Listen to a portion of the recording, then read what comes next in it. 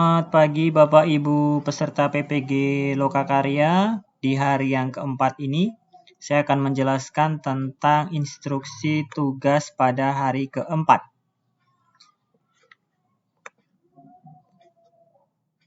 Untuk resum dan diskusi tidak terlalu sulit ya. Nanti kalau resum masih sama dengan sebelum-sebelumnya. Nanti Bapak Ibu untuk resum 4 ini silahkan cermati kontrak kuliah. Yang diresum adalah tentang tema pengembangan instrumen penilaian sikap dan karakter, pengembangan instrumen penilaian pengetahuan berbasis HOTS atau Higher Order Thinking Skill ya, cara berpikir atau tingkat berpikir tinggi. Pada diktat lihat halaman 77 sampai dengan 106. Jadi yang diresum hanya halaman 77 sampai dengan 106 saja. Lalu untuk diskusi hari ini adalah diskusi 4 tentang pengembangan instrumen penilaian sikap dan karakter.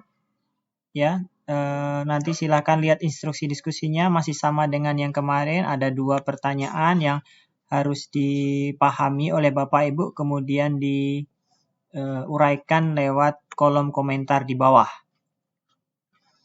Nah, untuk tugas hari ini adalah tugas 4 ya. Tugas 4 kita lihat.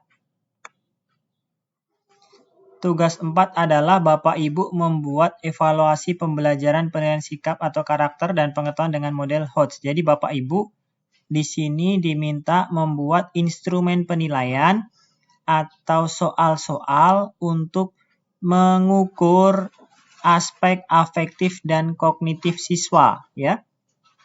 Ingat, mengukur 2 aspek Bapak Ibu ya, kognitif dan afektif. Jadi jangan hanya satu saja yang diukur. Nah, instrumennya seperti apa? Terserah Bapak Ibu, nanti kami sudah berikan contoh-contohnya. Nah, nanti silahkan mau diukur. Kalau yang pengetahuan mau menggunakan pilihan ganda, uraian, isian, menjodohkan, benar salah, terserah ya. Yang penting adalah menggunakan HOTS.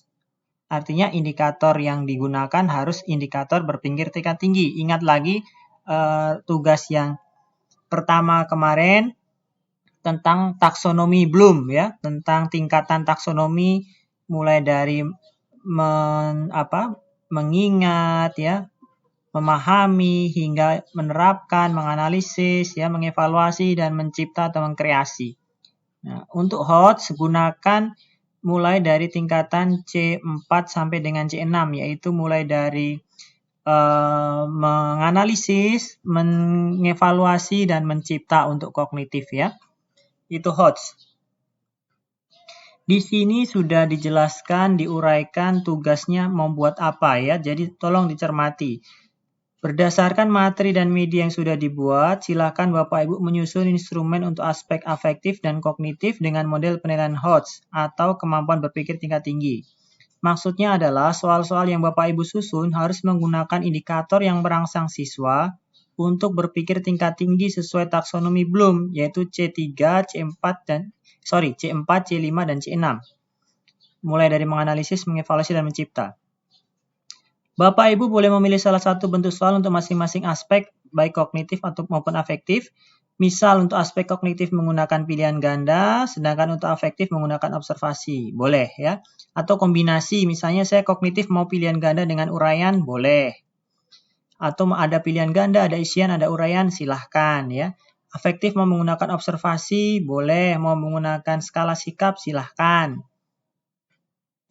Contoh soal uraian aspek kognitif dengan model HOTS adalah sebagai berikut. Ini contoh ya. Apa sih soal HOTS itu? Jadi soal HOTS itu adalah soal-soal yang menggunakan indikator berpikir tingkat tinggi. Contohnya, jika ini soal uraiannya, apa kaitan atau hubungan antara wahyu dan iman? Nah, ini pertanyaan soal uraian nih Bapak Ibu ya. Kenapa kita bisa sebut HOTS? Yang dicetak tebal di sini adalah kaitan hubungan ya. Jadi dia disebut HOTS karena di sini siswa diminta untuk mengaitkan atau menghubungkan antara wahyu dan iman. Kemampuan untuk mengaitkan dan menghubungkan itu berada dalam tingkatan C4, yaitu menganalisis, kemampuan menganalisis ya. Makanya itu disebut sebagai HOTS atau tingkat berpikir tinggi. Beda misalnya jelaskan arti iman. Kalau jelaskan itu berarti C2, yaitu memahami. Atau sebutkan sebutkan pengertian dari wahyu. Nah, kalau sebutkan ya itu biasanya masih tingkat dasar ya, itu kemampuan untuk mengingat atau C1. Itu belum HOTS, itu LOTS namanya atau lower order thinking skill. Lalu contoh yang kedua. Pertanyaan, manusia diciptakan secitra dengan Allah. Berikan pendapatmu jika ada seorang yang merasa lebih sempurna daripada orang lain. Nah, kenapa disebut HOTS? Karena di sini siswa diminta untuk memberikan pendapat, diminta untuk mengungkapkan gagasan, ide. Ketika seseorang diminta mampu mengungkapkan ide pendapatnya, maka itu termasuk kemampuan untuk mengevaluasi, yaitu C5. Maka ini juga disebut HOTS. Nah, guru kita semua sebagai pendidik diminta untuk jeli dan kreatif dalam menyusun soal-soal yang tingkatannya HOTS. Selama ini kita cenderung untuk membuat soal itu sebutkan, ya kan, jelaskan, artikan, ya, uraikan, ya kan, selalu berkutat tentang itu saja, sebutkan apa yang dimaksud. Nah, itu kita tidak mengajari siswa untuk berpikir tingkat tinggi, masih tingkat rendah terus. Nah, kemampuan siswa untuk berpikir tingkat tinggi dimulai dari soal-soal yang berbobot, seperti ini contohnya ya. Diminta untuk menggunakan indikator-indikator berpikir tingkat tinggi. Nah, pertanyaan selanjutnya, di mana saya bisa melihat indikator-indikator tersebut?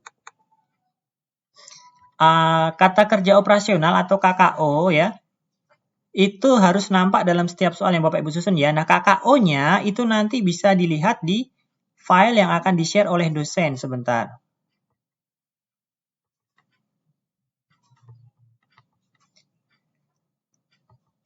Nah, nanti Bapak Ibu dalam membuat soal, lihat daftar tabel yang sudah di-share dosen. Di sini ada daftar kata kerja operasional edisi revisi untuk teori belum atau taksonomi belum ya. Mulai dari C1, C2, C3, C4, C5, C6. Karena yang diminta itu soal-soal HOTS, maka yang dilihat cukup C4 sampai dengan C6. Kalau C1 mengingat sampai dengan C3 menerapkan, ini masih LOTS. Yang HOTS mulai dari C4.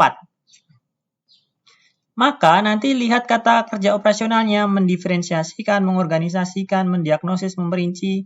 Saya kasih contoh satu misalnya saya mau membuat soal kemampuan untuk menganalisis C4. Lihat KKO-nya. KKO-nya ada beberapa ya, misalnya. Nah, ini misalnya membandingkan ya kan.